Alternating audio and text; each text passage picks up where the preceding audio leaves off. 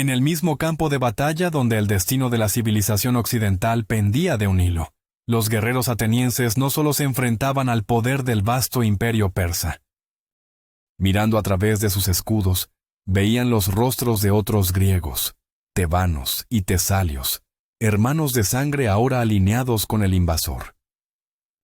¿Cómo entonces pudo una alianza tan fracturada por la traición interna lograr una de las victorias más decisivas de la historia? La respuesta no se encontraba en los designios de los dioses del Olimpo, ni en la simple aritmética de los hombres y las armas, sino en el corazón mismo del hoplita, en la disciplina forjada en el ágora y el gimnasio, y en la cruda realidad que se desplegaba bajo el sol abrasador de Beocia en aquel fatídico año de 469 a.C. El rey Jerjes, sentado en su trono lejano, había considerado la conquista de Grecia como un mero trámite, una joya más para la corona de su vasto imperio aqueménida. Su ejército, una fuerza tan inmensa que se decía que podía beber ríos enteros hasta secarlos, había irrumpido en las costas griegas, una tormenta imparable de hombres y ambición. La conquista parecía no solo posible, sino inevitable, una conclusión lógica al poderío de Persia. Sin embargo, la lógica del imperio a menudo se estrella contra la roca de la voluntad humana. En su camino se interponían no un reino unificado, sino los guerreros valientes de las ciudades-estado griegas, una colcha de retazos de rivalidades y orgullos, ahora surcida a la fuerza por la amenaza común de la esclavitud. Eran espartanos, atenienses, corintios, megarenses, una hermandad desesperada unida en una apuesta por la libertad. El escenario para este drama final se había dispuesto cerca de la modesta ciudad de Platea. Allí, sobre las ondulantes colinas de Beocia, el general espartano Pausanias, un hombre cuya reputación de cautela solo era superada por su resolución, había elegido su terreno.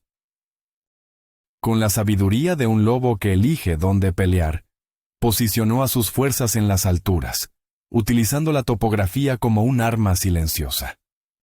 Las crestas y las pendientes ofrecían una ventaja defensiva natural, un baluarte de tierra y roca contra la marea humana que se extendía abajo. Abajo, en las llanuras que se extendían como un tapiz polvoriento, el comandante persa Mardonio observaba. Era un hombre forjado en la confianza del imperio, un pariente del propio Jerjes, y veía el mundo a través de la lente de la superioridad persa. Contemplaba a los griegos en las colinas no como un desafío, sino como una presa acorralada. Confiaba en la abrumadora ventaja de sus números, en la habilidad de sus arqueros, y sobre todo, en la destreza de sus tropas de élite, los inmortales, la flor y nata del poderío militar aqueménida. Para Mardonio, la victoria era una certeza. La única pregunta era cuán gloriosa sería. Y así, con el sol de la mañana ascendiendo en el cielo, la batalla comenzó, no con el choque atronador de dos ejércitos, sino con el galope ominoso de la caballería. Mardonio, astuto y metódico, no pretendía romper las líneas espartanas de inmediato. Su plan era más sutil, más cruel. Desató a su caballería, una fuerza móvil y letal, con la orden de sangrar al enemigo. Escaramuza tras escaramuza, los jinetes persas y sus aliados medos cargaban hacia las falanges espartanas, lanzando jabalinas y disparando flechas antes de retirarse a una distancia segura, como olas que golpean implacablemente un acantilado. Para un joven hoplita espartano llamado Diomedes, de pie en la tercera fila de la falange, cada carga era una prueba de fuego para el alma. El suelo temblaba bajo sus sandalias, un retumbar profundo que subía por sus piernas y hacía vibrar el pesado escudo de bronce, el aspis, que era tanto su protección como su parte de la muralla viviente. Oía los gritos de los oficiales. «¡Firmes! ¡Mantened la línea! ¡Esparta os observa!». El aire se llenaba del silbido agudo de las flechas y el zumbido mortal de las jabalinas. A su alrededor, Escuchaba el sonido seco de los proyectiles golpeando el bronce y la madera de los escudos, un tamborileo constante de muerte. Vio a un hombre a su derecha caer con un grito ahogado, una jabalina atravesando el hueco entre su escudo y su greba. No había tiempo para el duelo. El hombre de atrás dio un paso adelante al instante, llenando el vacío. La pared de escudos permanecía intacta. No cedáis ni un ápice. Era la orden, y era más que una orden. Era la esencia de ser espartano. Durante horas, este acoso continuó. El sol ascendía, golpeando sus cascos de bronce y convirtiendo su armadura en un horno. El sudor le picaba en los ojos, mezclado con el polvo levantado por los caballos. La sed era una tortura, una lija en su garganta. Pero se mantenían firmes, un mar de bronce y músculo, una encarnación de la disciplina inquebrantable. Cada vez que la caballería persa se retiraba para reagruparse, un suspiro colectivo recorría las filas, un breve respiro antes de que el temblor del suelo anunciara la siguiente oleada. Mientras tanto, en el flanco izquierdo de la línea griega, el orgullo y el coraje de Atenas se enfrentaban a una prueba de naturaleza muy diferente. Allí, el hoplita veterano Clínor, cuyo rostro era un mapa de cicatrices de batallas pasadas, entrecerró los ojos hacia las fuerzas que avanzaban contra ellos. No eran los medos de pelo largo ni los persas con sus túnicas coloridas. Eran griegos. Reconoció los estandartes de Tebas, la caballería de Tesalia, los contingentes de Macedonia. Un murmullo amargo recorrió las filas atenienses. ¡Traidores!, siseó un joven a su lado. Clínor le puso una mano en el hombro. No son traidores, muchacho. Son esclavos, y hoy les recordaremos el sabor de la libertad. Los griegos propersas avanzaron con cautela, conscientes de la formidable reputación de la falange ateniense. Pero los atenienses no esperaron. Con un grito que era a la vez un desafío y un lamento, cerraron filas. Sus escudos se entrelazaron, formando una barrera sólida. Las lanzas, de más de 2 metros de largo, se proyectaron hacia adelante en 3 o 4 filas, una erizada pared de puntas de hierro, afilada e impenetrable. El choque fue brutal. Lanza contra escudo, casco contra casco. Pero la disciplina ateniense y la superioridad de su formación de hoplitas prevalecieron. Firmemente plantados, absorbieron la carga y comenzaron a empujar un lento pero inexorable avance que hacía retroceder a sus desdichados parientes. Clínor luchaba con una furia fría. Cada estocada de su lanza era precisa y mortal, pero en su corazón había una profunda tristeza. Cada tebano que caía era una herida para la propia Grecia. De vuelta en el flanco derecho, la danza mortal de la caballería persa finalmente cesó. Las cargas cíclicas, que habían durado horas bajo el sol implacable, se habían demostrado inútiles contra la roca espartana. Los jinetes, frustrados y con sus monturas agotadas, se retiraron por última vez, dejando tras de sí un campo sembrado de proyectiles y los cuerpos de aquellos griegos que no habían podido resistir el aluvión. Un silencio tenso y expectante cayó sobre las colinas. Los espartanos, sin ceder un solo paso de su terreno elevado, se mantuvieron en su sitio, con los escudos abollados y los músculos doloridos, pero con el espíritu intacto. Fue entonces cuando un sonido profundo y gutural resonó en la distancia, un sonido que heló la sangre de los hombres menos curtidos. No era el galope de los caballos ni los gritos de guerra. Era el sonido de un cuerno de guerra persa, una nota larga y ominosa que anunciaba un cambio en la marea de la batalla. Era la señal. Era Mardonio. Y con él llegaba el grueso del ejército persa. Desde su posición elevada, Diomedes y sus camaradas vieron cómo la llanura de abajo se transformaba. Decenas de miles de hombres comenzaron a moverse al unísono, un vasto océano de infantería que avanzaba con una disciplina aterradora.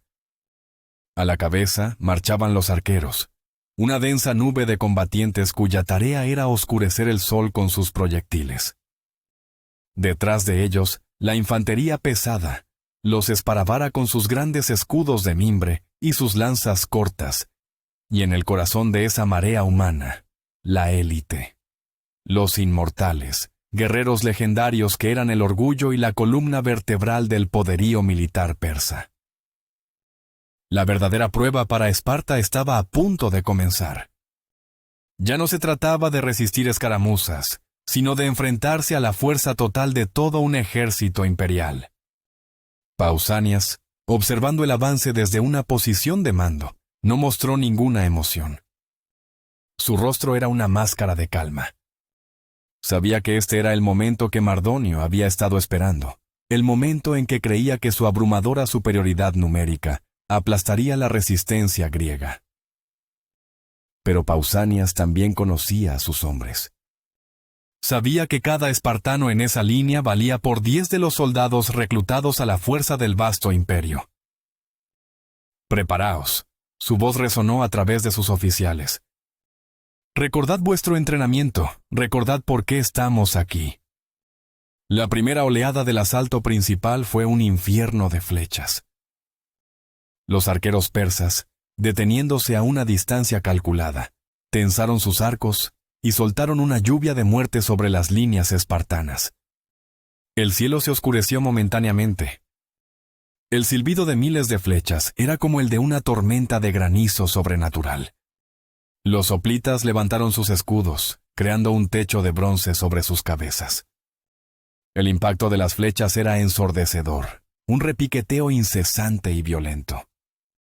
Los robustos escudos de bronce, forjados en los talleres de Laconia, desviaron la mayoría de los proyectiles. Las flechas rebotaban, se rompían o caían sin causar daño. Sin embargo, ninguna defensa es perfecta. Algunas flechas encontraron su camino, deslizándose por los huecos entre los escudos, encontrando un muslo desprotegido, un brazo expuesto, fatalmente, una garganta. Gritos de dolor se unieron al estruendo de la batalla. Diomedes sintió un golpe violento en su escudo que le hizo tambalearse, y vio cómo 3 flechas se quedaban clavadas en la madera y el bronce. A su lado, un hombre mayor llamado Critias se desplomó con una flecha en el hombro, la sangre manchando su túnica carmesí. 2 sanitarios lo arrastraron hacia la retaguardia mientras otro hoplita ocupaba su lugar al instante. No había pausa, no había respiro. La muralla espartana debía permanecer ininterrumpida. Pero los espartanos no eran hombres que esperaran pasivamente su muerte. Mientras la lluvia de flechas continuaba, una orden recorrió las filas. ¡Avanzad! No fue un grito, sino una declaración de intenciones. Con un rugido gutural que surgió de 1000 gargantas, el peán de batalla, los espartanos comenzaron a moverse. Lenta pero inexorablemente, la falange entera comenzó a descender de la colina. Un mar de bronce y músculo que avanzaba sin miedo, decidido a llevar la lucha a su enemigo. Ya no eran un acantilado resistiendo las olas, se habían convertido en el tsunami. La imagen de la falange espartana avanzando cuesta abajo fue una de las visiones más aterradoras que cualquier soldado persa pudo haber contemplado. No corrían de forma desordenada, se movían como un solo organismo, un coloso de 1000 cabezas y 1000 lanzas. El sol se reflejaba en sus escudos pulidos, creando un destello cegador. El ritmo constante de sus pies golpeando el suelo era como el latido de un corazón monstruoso, y su canto de guerra, el peán, era un sonido primario y escalofriante que hablaba de generaciones de entrenamiento militar y una devoción fanática por la batalla. Los arqueros persas, que hasta ese momento habían disparado con impunidad, ahora se encontraron en el camino de este monstruo de bronce. Soltaron una última andanada desesperada, pero era demasiado tarde. El muro de escudos espartanos se estrelló contra sus líneas con una fuerza devastadora. Los escudos de mimbre de los Esparavara, diseñados para detener flechas, se hicieron añicos como si fueran de paja ante el impacto de los pesados aspis de bronce. Las lanzas cortas de los persas eran inútiles contra las largas doris de los hoplitas, que podían matar a un hombre antes de que éste pudiera siquiera acercarse. El frente del ejército persa se desintegró en un caos de gritos, sangre y pánico. Los espartanos no se detuvieron. Empujaban y apuñalaban, un movimiento metódico y letal perfeccionado durante siglos. El peso de toda la formación empujaba desde atrás, aplastando a los que caían y abriendo una brecha sangrienta en el corazón del ejército de Mardonio. La superioridad numérica persa se convirtió en una desventaja. La masa de hombres en la retaguardia impedía que los de adelante pudieran retirarse, comprimiéndolos contra la picadora de carne espartana. Diomedes estaba en el centro de esta vorágine. El mundo se había reducido al hombre que tenía delante. Empujaba con su escudo, usando todo su peso para desequilibrar a su oponente, y luego una estocada rápida y precisa con la lanza. Una y otra vez. El aire era espeso con el olor metálico de la sangre, el sudor y el miedo. El ruido era un estruendo ensordecedor de metal contra metal, huesos rompiéndose y los gritos de los moribundos. Perdió la noción del tiempo, de sí mismo. Solo existía la falange, el empuje, el enemigo. Mientras tanto, en el flanco izquierdo, la batalla de los atenienses contra los griegos traidores había llegado a un punto muerto sangriento. Los tebanos, conocidos por su propia destreza como hoplitas, se resistían con tenacidad. La lucha era íntima y brutal, un amargo asunto familiar. Clinor, con la lanza rota, había desenvainado sus shifos, la espada corta de los hoplitas, y luchaba cuerpo a cuerpo. Se encontró cara a cara con un hoplita tebano, un hombre joven con los ojos desorbitados por el pánico y la furia. Sus escudos chocaron, y durante un momento se miraron fijamente, dos griegos a punto de matarse mutuamente en nombre de amos extranjeros o de ideales abstractos. Clinor no sintió odio, solo una profunda y agotadora lástima. Desvió la lanza del tebano con su escudo y le golpeó en el casco con el pomo de su espada, aturdiéndolo lo suficiente como para que el hoplita a su lado pudiera acabar con él. La superioridad de los atenienses, su inquebrantable determinación de no ser superados por aquellos a quienes consideraban traidores, comenzó a inclinar la balanza. Lentamente, la línea tebana comenzó a ceder, a retroceder paso a paso, su moral erosionada por la firmeza ateniense. Estaban completamente ajenos a que el verdadero drama, el punto de inflexión de toda la guerra, estaba a punto de desarrollarse en el otro lado del campo de batalla. Mardonio, montado en su magnífico semental blanco, observaba el desarrollo de la batalla con una creciente ansiedad. Había visto cómo sus arqueros eran barridos y cómo sus líneas de infantería de primera línea se desmoronaban contra la embestida espartana. Su confianza inicial se había agriado y convertido en una furiosa incredulidad. ¿Cómo podían estos pocos miles de hombres desafiar el poder del gran rey? A su alrededor, su guardia personal, un contingente de 1000 de los mejores nobles y guerreros persas, se mantenía firme, protegiéndolo. Viendo que el centro de su ejército vacilaba, Mardonio tomó una decisión audaz y fatídica.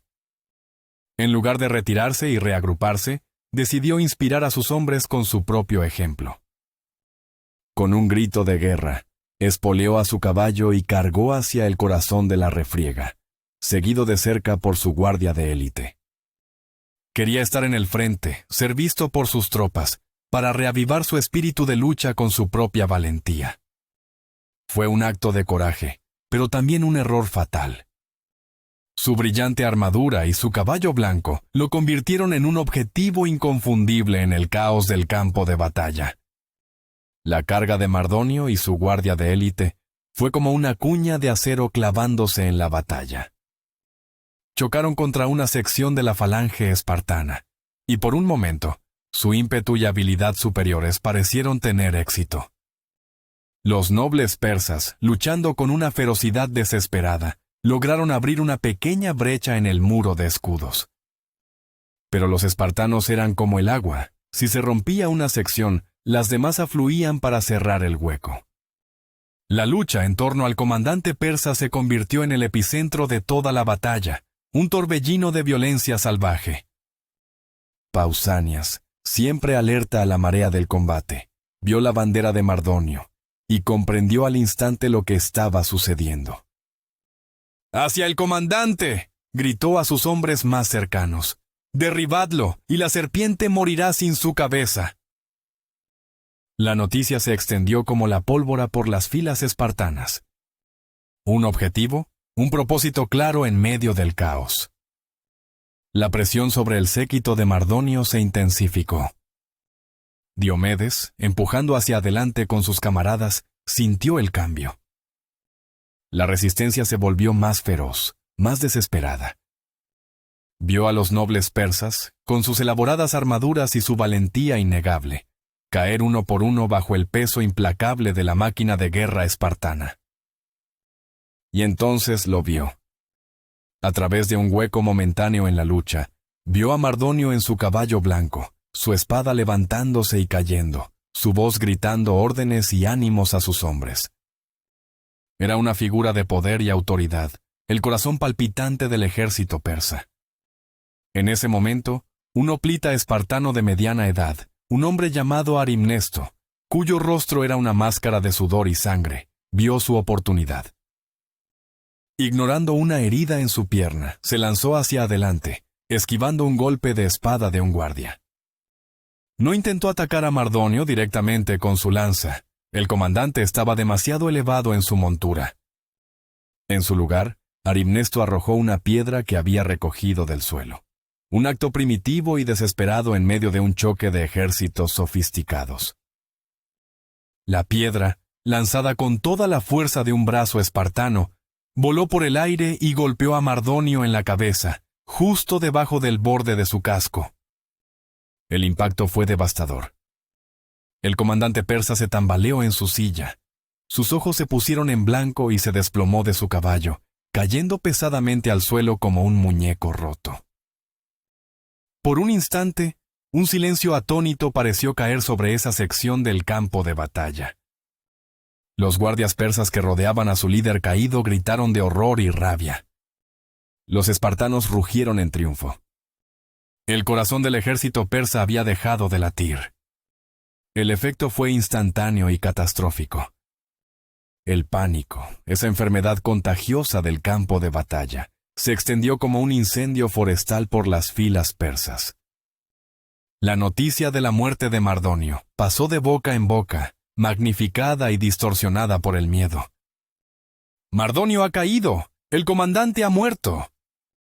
Los soldados, muchos de los cuales eran reclutas de naciones sometidas que luchaban sin convicción, perdieron toda la voluntad de luchar. La disciplina se evaporó. La cohesión se desvaneció. Lo que había sido un ejército se convirtió en una turba aterrorizada. Los hombres arrojaron sus armas y corrieron, desesperados por escapar de la implacable carnicería espartana. Toda la fuerza persa se rompió y huyó. La retirada se convirtió en una masacre. Los espartanos, junto con otros contingentes griegos que ahora se unían a la persecución, persiguieron a los persas en fuga, acuchillando a los rezagados sin piedad. La llanura de Platea se convirtió en un vasto matadero. En el flanco izquierdo, la noticia de la derrota llegó a los griegos traidores. Vieron cómo el centro persa se desmoronaba y huía en desorden. Su propia lucha, que ya era una causa perdida, se volvió completamente inútil. La vergüenza y el instinto de supervivencia se apoderaron de ellos. Sin una orden formal, sus líneas se rompieron.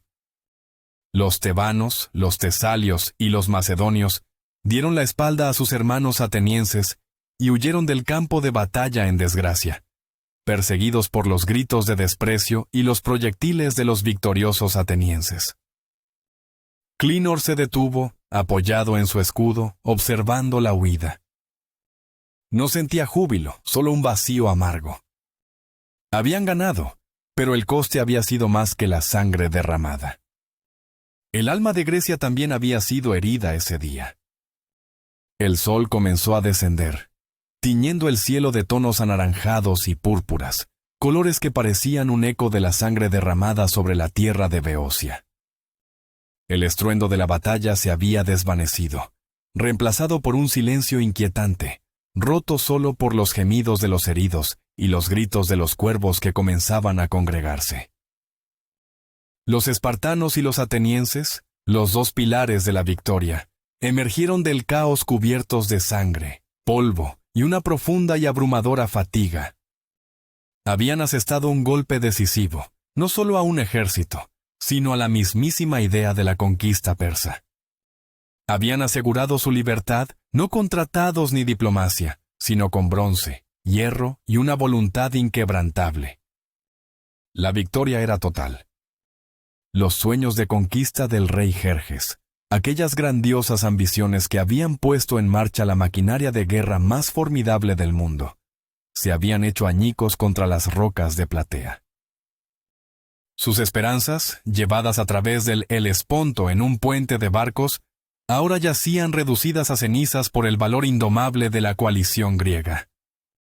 La noticia de la victoria se extendería como un reguero de pólvora por todo el mundo helénico, un faro de esperanza y un testimonio de lo que era posible cuando los griegos, a pesar de sus eternas disputas, se unían por una causa común.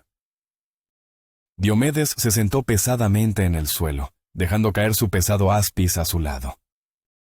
Su cuerpo era un mapa de dolores y contusiones. Miró a su alrededor, al campo de batalla. La escala de la carnicería era abrumadora.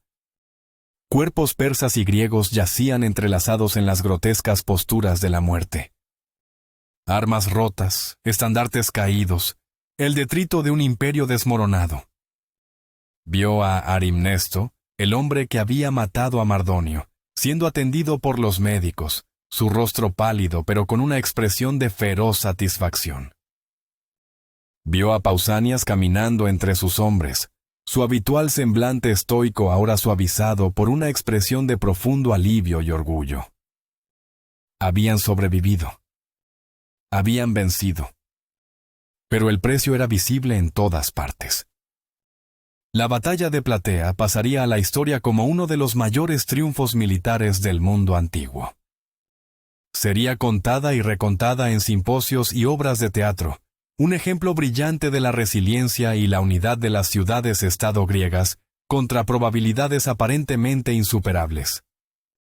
Marcó el final definitivo de la expansión persa en Europa, asegurando que la amenaza que había cernido sobre Grecia durante una generación fuera finalmente extinguida.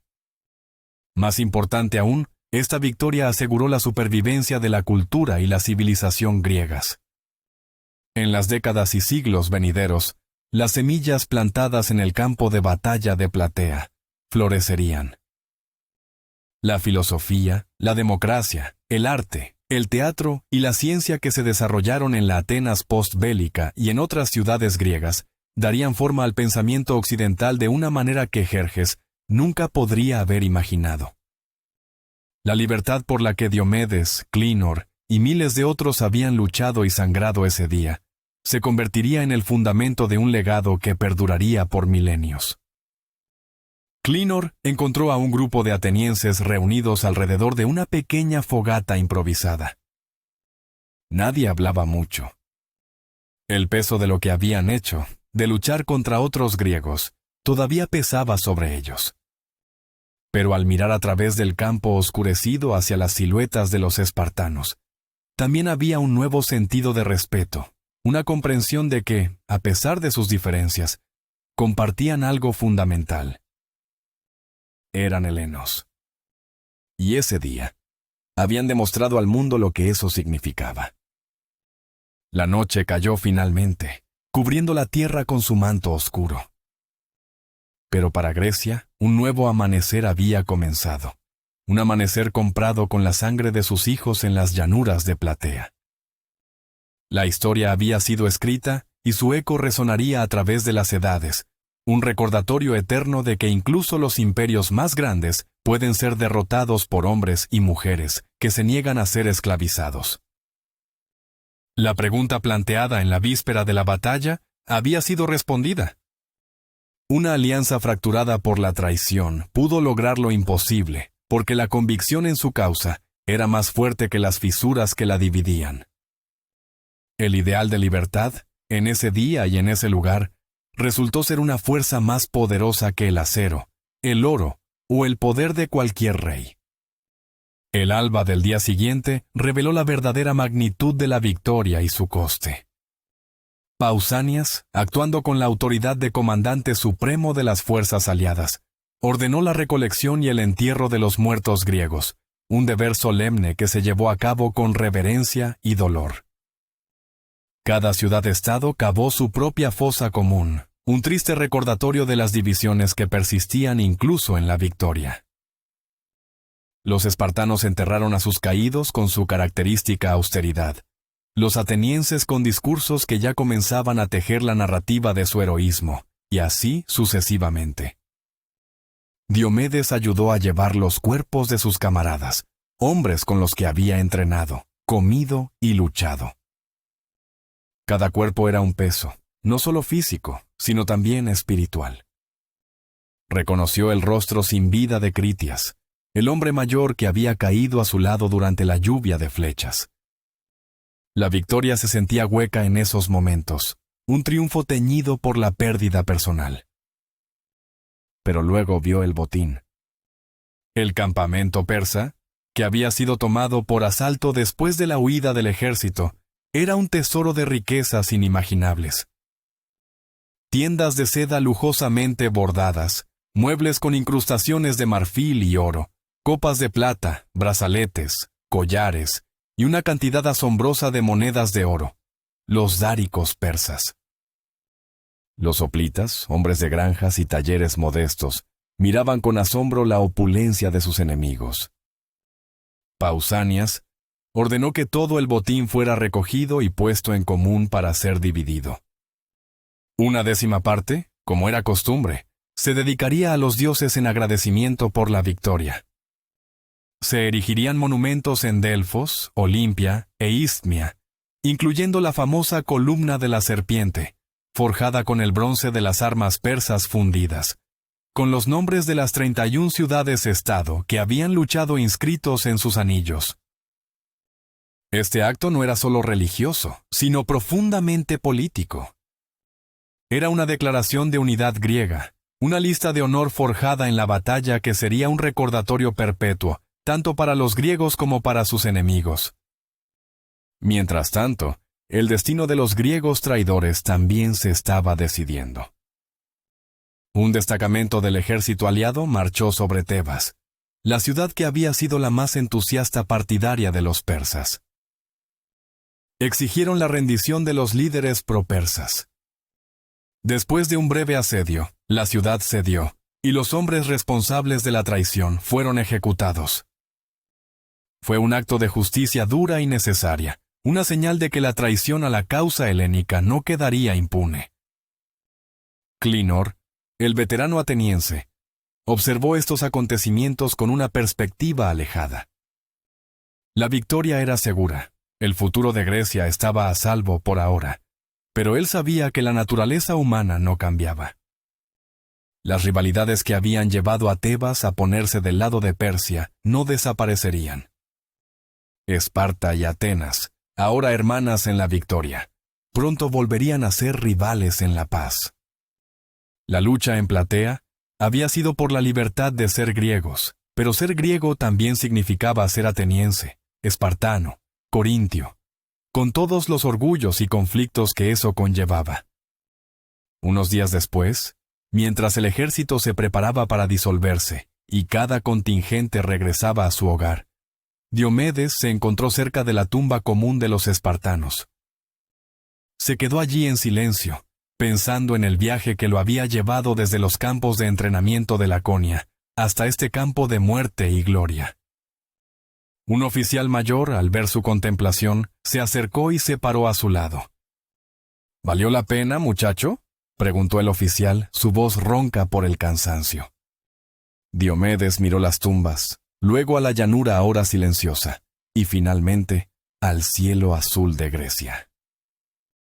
«Luchamos para que nuestros hijos no tengan que hacerlo», respondió, repitiendo una frase que había oído a menudo. El oficial asintió lentamente. «Luchamos para que puedan elegir sus propias batallas. Y lo harán. Pero gracias a nosotros, lo harán como hombres libres». Esa era la verdad fundamental de Platea. No fue el fin de la guerra, sino el comienzo de una nueva era. Una era en la que Grecia, libre de la amenaza externa, se volvería hacia adentro, desatando una explosión de creatividad cultural, pero también nuevas y devastadoras guerras internas. La victoria les dio el derecho a forjar su propio destino, con toda su gloria y toda su tragedia. Y en el corazón de esa historia, la batalla de Platea permanecería como el momento definitorio en que un puñado de valientes se atrevió a enfrentarse a un imperio y contra todo pronóstico, venció.